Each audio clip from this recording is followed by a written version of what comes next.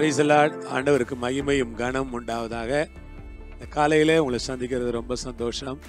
இயேசுவின் நாமத்தில் உங்களை நான் வாழ்த்துகிறேன். லூக்கா 22:19 ஒரு பகுதியை நான் வாசிக்கிறேன். இது உங்களுக்காக கொடுக்கப்படுகிற என்னுடைய சரீரமா இருக்கிறது, என்னை நினைவு கூறும்படி இதை செய்யுங்கள் என்றார். கர்த்தருக்கு ஸ்தோத்திரம். ஆண்டவர் முதலாவது திராட்சரசத்தை எடுத்து ஸ்தோத்தரித்து, இது ஆண்டவருடைய கடைசி ராபந்தி. ஆண்டவர் சிலுவைக்கு போவதற்கு முன்பாக கடைசியாக சீஷர்களோடு இருந்த அவருடைய ராபந்தியிலே அப்பத்தை எடுத்து ஆண்டவர் ஸ்தோத்திரம் பண்ணார். அதுக்கு முன்னால் ஆண்டவர் திராட்சரசத்தை எடுத்து ஸ்தோத்திரம் பண்ணி சீஷர்களுக்கு கொடுத்தாரு. இப்ப நம்ம அங்க பாக்குறோம், இது உங்களுக்காக கொடுக்கப்படுகிற என்னுடைய சரீரமா இருக்கிறது. ஆண்டவர் சொல்றாரு, இது உங்களுக்காக கொடுக்கப்படுகிற என்னுடைய சரீரம். இது என்ன? உங்களுக்காக கொடுக்கப்படுகிற என் சரீரம்.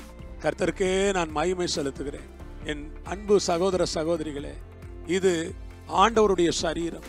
நாம் சபையிலே திருவிருந்திலே பங்கெடுக்கும் போது அந்த அப்பம் ஆண்டவருடைய சரீரம், அந்த திராட்சை ரசம் ஆண்டவருடைய ரத்தம். அதிலே அவருடைய பிற்கப்பட்ட சரீரத்தின் வல்லமை இருக்கிறது. அவருடைய தழும்புகளால் குணமானீர்கள் என்று வேதம் சொல்லுகிறதே.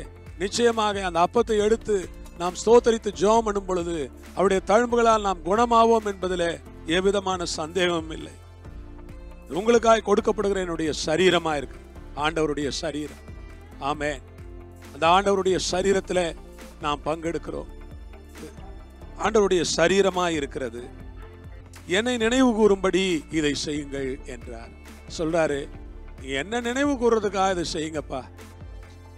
ஆண்டவர் யோவான்ல சொல்லும் போது சொன்னாரு, என் மாம்சத்தை புசித்து என் ரத்தத்தை பானம் பண்ணாதவனுக்கு என்னிடத்திலே பங்கு இல்லை என்று சொன்னார். சீஷர்கள்லாம்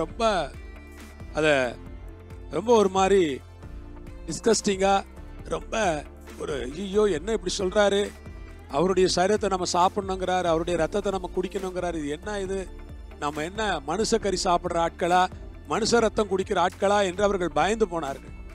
ஆனால் ஆண்டவர் அந்த அர்த்தத்திலே சொல்லவில்லை. என்னுடைய சரீரத்துக்கு அடையாளமாக அந்த அப்பம், என்னுடைய ரத்தத்திற்கு அடையாளமாக திராட்சை ரசம், இதை நீங்கள் எடுத்துக்கொள்ளும் போது அதுதான் தெய்வீக வல்லமையை உங்களுக்கு கொண்டு வரும் என்று அவர் சொன்னார். நான் சொல்லுகிறேன், கர்த்தருடைய பந்தி ஒரு தெய்வீக வல்லமை. கர்த்தருடைய பந்தி நடக்கும் போது அங்கே நீங்கள் அதில் பங்கெடுப்பீர்களானால் அது ஒரு தெய்வீக வல்லமை உங்களுக்கு நினைப்பூட்டுகிற ஒரு இடமா இருக்கிறது. என் அன்பு தேவனுடைய பிள்ளைகளே, கர்த்தருடைய பந்தியிலே ஒவ்வொரு மாதமும் பங்கெடுங்கள். ஆண்டவரை நினைவு கூறும்படியாய் இதை செய்யுங்கள். நினைவு கூறும்படியாய் செய்யுங்கள். பாத்திரத்தை எடுத்து, இது என்னுடைய புது உடன்படிக்கை என்று ஆண்டவர் சொன்னாரே, அதற்காக ஸ்தோத்திரம். ஆண்டவர் ரொம்ப நல்லவராய் இருக்கிறார். ஆமேன். அவருடைய சரீரத்துக்காய் நன்றி, அவருடைய ரத்தத்துக்காய் நன்றி என்று சொல்வீர்களா? அவருடைய சரீரத்தோடு ரத்தத்தோடு பங்கெடுப்பீர்களா? அது உங்களுக்கு ஒரு ஆசீர்வாதத்தை கொடுக்கும் என்று நான் உங்களை உற்சாகம் ஊட்டுகிறேன். ஜெபம் பண்ணுவோமா? பரலோகத்தில் இருக்கிற எங்கள் பிதாவே, இயேசு கிறிஸ்துவின் நாமத்தில், இயேசு கிறிஸ்துவின் மூலமாய் உம்முடைய கரத்தில் எங்களை கொடுத்து ஜெபிக்கிறோம். வல்லமை உள்ள ஆண்டவரே, உம்முடைய இரக்கத்தினாலும் கிருபையினாலும் தயவினாலும் எங்களை நீர் நேசித்தபடியினாலும் உமக்கு ஸ்தோத்திரம். உம்முடைய பரிசுத்த கரங்களில் எங்களை கொடுக்கிறோம். தொடர்ந்து எங்களை வழி நடத்தும், பெரிய காரியங்களை செய்யும். இயேசுவின் நாமத்தினாலே இந்த வசனத்தின்படி எங்களை ஆசீர்வதிக்க வேண்டும் என்று கேட்கிறோம் பிதாவே. ஆமென்.